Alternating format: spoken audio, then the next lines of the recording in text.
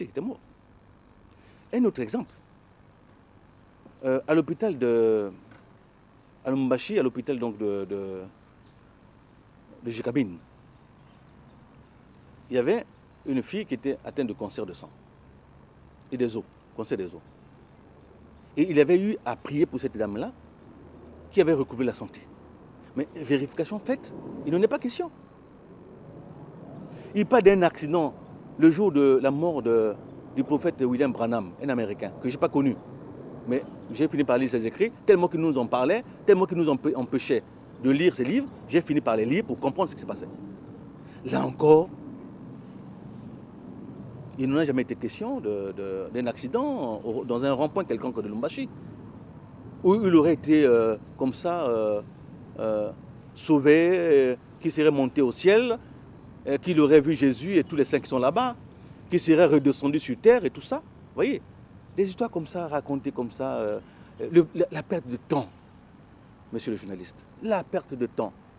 Vous restez toute une journée comme ça à ne rien faire. Monsieur est content, heureux, il est dans la maison en train de rire, et vous êtes assis dehors. Et quand il pleut, personne ne doit aller dans sa maison. Mais enfin, je vous conseille de lire le livre. Vous allez comprendre certain nombre de choses. Oui, j'ai lu, vous avez dit qu'il aurait des rapports avec Al-Qaïda. Est-ce qu'il y a des choses qui justifient cela? Bien entendu, parce que au cours d'une prédication, il va nous parler donc de Oussama Ben Laden. Il nous a dit que Oussama Ben Laden typifiait sa personne. Quand on le voit, on le voit Oussama. Et Oussama a la même mission que lui. Oussama Ben Laden incarne la personnalité de Mokongobila. Et que Oussama a la même mission que lui. Écoutez, quand quelqu'un parle comme ça, pour dire que ce soit la taille, ma taille à moi, tel que je suis, Jésus-Christ, le roi David, Oussama Ben Laden, nous avons tous la même taille. Bob Marley qui a chanté le Ja noir, c'est ce prince-là qui devait venir dans le monde. C'est de lui qu'il s'agit. Il avait chanté pour lui, à son sujet. Donc quand quelqu'un fait ce genre de comparaison, en disant que qui m'a vu, c'est Oussama. Moi et Oussama, nous sommes une seule personne. C'est le même esprit qui opère là-bas, qui opère ici. Mais je suis son chef. Vous voulez que je dise comment? Vous n'êtes pas limité là, vous êtes allé jusqu'à les traiter d'un mercenaire. Tout à fait, parce que lui-même il a dit que quand il était à Manounou, non, à Kissala, il avait reçu des troupes qui étaient arrivées, tout ça, et pour certains qui avaient pris le baptême et qui allaient au front, il leur suffisait simplement de crier au nom de Mokongobila pour que Dieu leur épargne la vie. Mais c'est pendant les Rwandais qui disaient, au nom de Jésus-Christ, mouraient parce qu'ils étaient atteints de balles. Et je vous dis que c'est un monsieur qui renie Jésus. Dans la plupart des prédications, vous n'entendrez jamais mentionner le nom de Jésus-Christ. Jamais. Ça peut arriver peut-être certainement au cours de la prière d'introduction ou d'ouverture de la prière. Mais il fait rarement mention de Jésus-Christ et beaucoup plus l'Éternel, l'Éternel, l'Éternel. Voyez-vous? Maintenant, lorsque on s'est rendu compte qu'il était impliqué dans le trafic d'armes, qu'il était au service de l'ennemi. Le président, le feu Désiré Kabila, l'a fait arrêter. Et il a été placé en détention au groupe Litombutu, je l'aime, à Kinshasa. C'est des choses que j'ai entendues. Pourquoi aurait-il fait la prison s'il était innocent? Lui, il nous fait croire que c'est parce que Joseph Kabila avait reçu la révélation des esprits qui lui avait dit que le pays appartenait à Mokongobila et qu'après Mobutu, c'est lui qui dirigerait la RDC et voir le monde. Mais en réalité, c'est parce qu'il était impliqué dans le trafic d'armes. Et d'ailleurs, Mathieu Mukenge était commandant. Un frère l'a reconnu à Lumbashi, l'a dit, c'est toi qui étais notre commandant au front.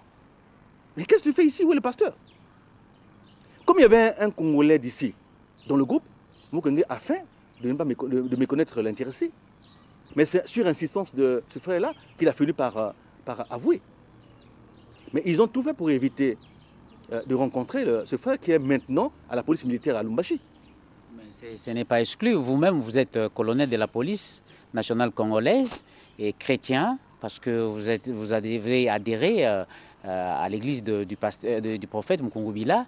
Ce n'est pas exclu aussi pour Mathieu Mukenge, quand bien même qu'il soit, je ne sais pas, qu'il ait servi sous les drapeaux, qu'il change aujourd'hui pour servir les seigneurs. Je ne sais pas s'il a servi sous les drapeaux parce qu'il n'a jamais fait mention de ça dans ses témoignages. Lorsqu'il nous parle de ces témoignages qu'il était en Belgique, les parents avaient payé cher pour ses études, et que là-bas il aurait reçu l'appel pour revenir et servir auprès de Mukungubila, ça n'engage que lui. Moi, ça ne m'engage pas du tout. Mais à ma connaissance, il n'a jamais été dans une unité de combat. Il n'a jamais fait partie d'un corps de combat en République démocratique du Congo.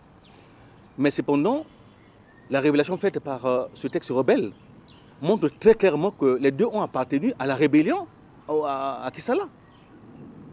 Voyez-vous? Donc ça n'a rien à voir ici avec l'armée régulière. Et justement, pour répondre à votre question, ou pour répondre à ce que moi j'affirme dans mon livre, Mukenge a été reconnu comme un ex-commandant. S'il était commandant, ce n'est pas dans l'armée régulière, alors il a servi sous quel drapeau? Dans la rébellion. Vous avez votre prophète avec plusieurs femmes. Et quand vous venez lui rendre visite, vous le voyez entouré de ces femmes. Qu'est-ce que ça vous inspire? Et qui sont ces femmes-là? Au départ, quand je suis venu à lui, je n'étais pas encore converti. Quand Mathieu Mukenge me répétait l'évangile, parce qu'il y a eu beaucoup de cours sans avoir appris le baptême. Mais on me cachait l'information, on ne m'avait jamais dit qu'il était polygame, qu'il avait plusieurs femmes. Et pour nous, en termes de polygamie, on voyait plutôt 2. Mais on était loin d'imaginer qu'il pouvait en avoir plus que ça, au-delà de 15. Ça aussi, ça n'engage que lui. Parce que lui, il prétend que tous les prophètes dans la Bible ont été polygames. Et que ce qui est aujourd'hui, c'est ce qui a été. Mais je pense que ce qui se passe est très grave. L'immoralité prend le dessus, n'est-ce pas, sur les valeurs même spirituelles.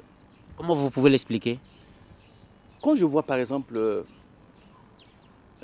Billy Patience, je vois Lily Youali, je vois la